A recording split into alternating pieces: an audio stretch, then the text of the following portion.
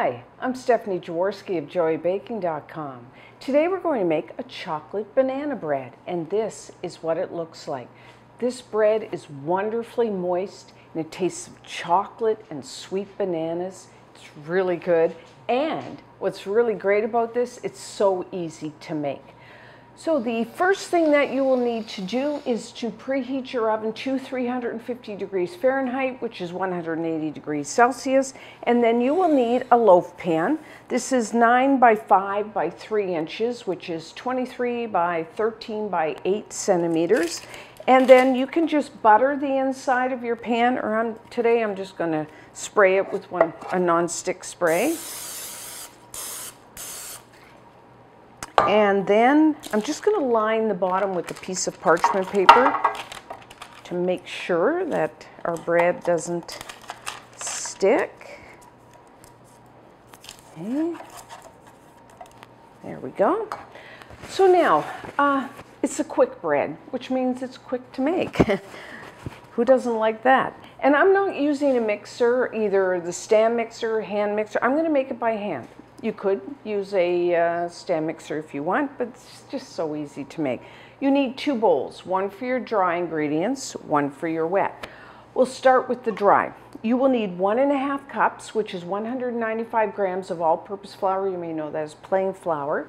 And the chocolate flavor is coming from cocoa powders. You will need a quarter of a cup, 25 grams of unsweetened cocoa powder. You can use either the Dutch process, which I'm using here, or just the regular unsweetened. And I am going to strain it because I find cocoa powder has lumps. So just to get those out. And then, let's wipe my hands there. You will need 1 teaspoon, which is 4 grams of baking powder, a quarter of a teaspoon, 1 gram of baking soda, and a quarter of a teaspoon, 1 gram of salt. And we need some sugar, 1 cup, 200 grams of granulated white sugar. I'm just using a wire whisk to mix that together. You could just use a fork, spoon, your hand.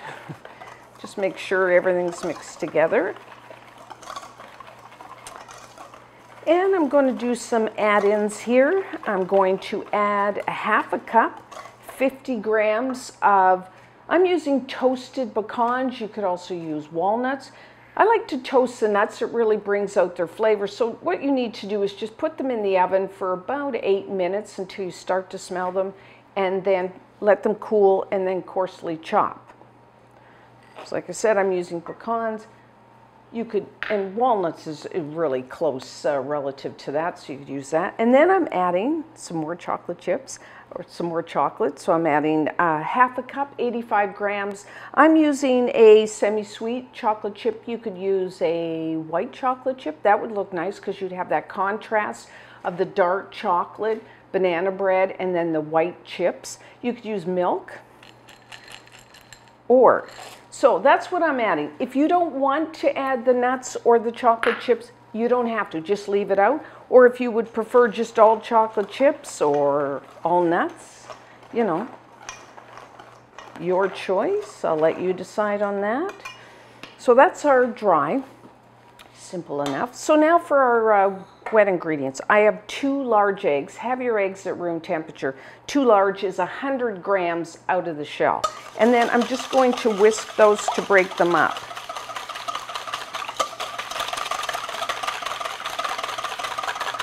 Okay. And then bananas, of course we need bananas. You will need 3 large, which is about that size. If you want to be more precise, that would be 1½ cups or 375 grams of mashed bananas, but really I just kind of get 3 large bananas. I don't even bother measuring them. So this is what you're looking for. When you typically buy bananas at the grocery store, they are bright yellow, sometimes with some green. They're really good just to eat on their own, or maybe you want to cut them up and put them on your cereal. But they're quite firm in texture at that point. And the flavor, I mean, you taste banana, but You have to let them sit at room temperature quite a few days for them to get really sweet tasting. And you can tell they get a lot of brown. You can still see some yellow, but there's a lot of brown there. And so this is when we bake with them. Their texture gets nice and soft, and the flavor is so sweet. Like, I can really smell the banana. So this is when, say you don't just eat them, then when they get soft, you bake with them. If you had only one or maybe two, because you need three, you can freeze bananas. Just put them in a bag and put them in the freezer for, a few months. And then when you get three, then you can make a banana bread. So I'm just mashing it up. You can see it's really soft.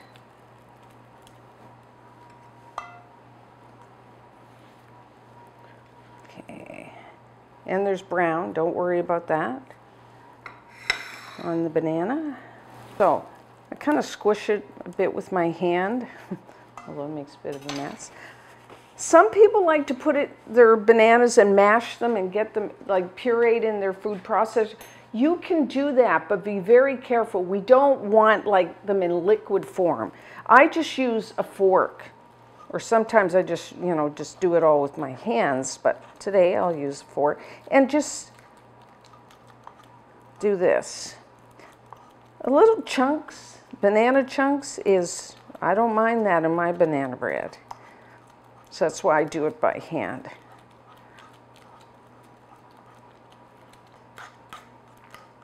Okay, I think that's good enough. That's how I like it, kind of chunky. And so does our dog. The dog smells the banana. Yes. Now, next we need a half a cup, which is 113 grams of melted butter. So melt your butter and then let it cool down to room temperature. You could use salted or unsalted.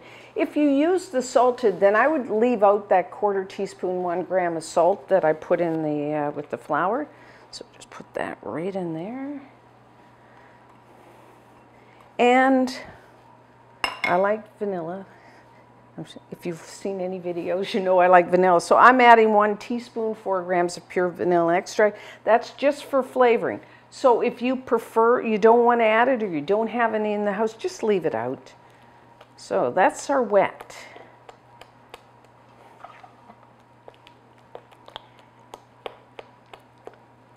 So now I'm just going to make like a little well in the center and pour that in. As you can see, this is so simple. You really don't have to pull out your mixer for this.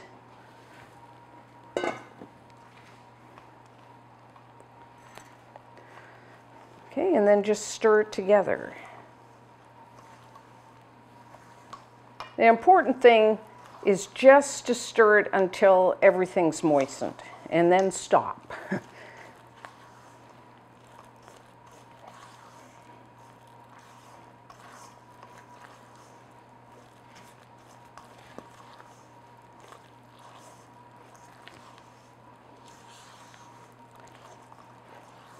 Okay, looks good. Just make sure you get to the bottom of the bowl.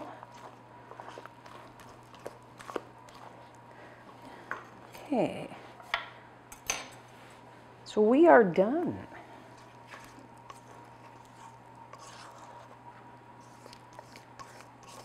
Banana bread, just the plain banana bread, is very popular. But sometimes, you want something a little different. You want banana bread, but you're kind of getting a little tired of doing the same recipe.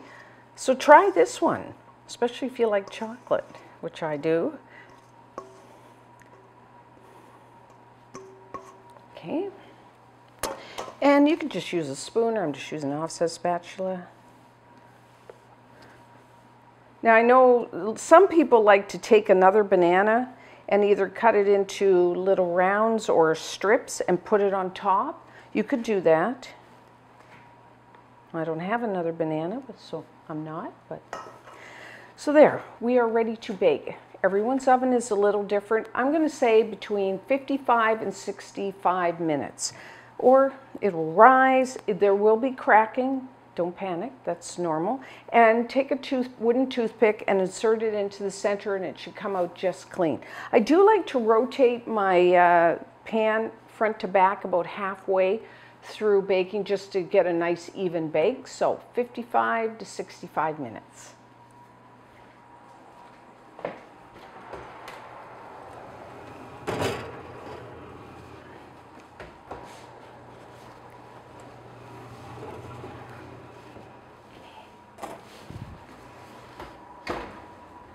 So our chocolate banana bread is done. So put your pan on a wire rack. As you can see, there is some cracking, so if yours does, that's perfectly normal.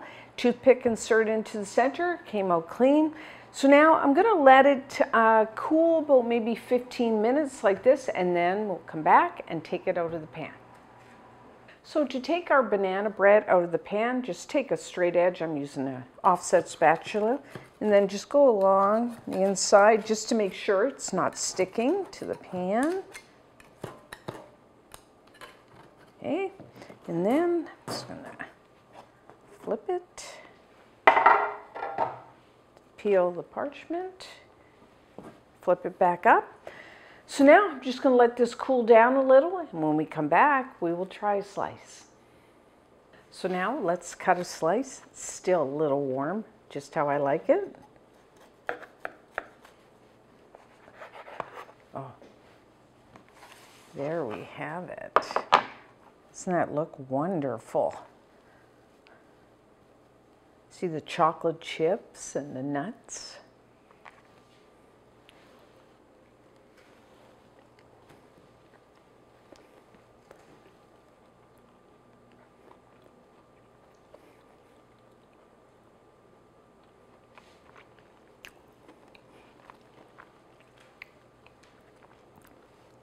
You know, I like this because it's got that sweet banana flavor, like a regular banana bread.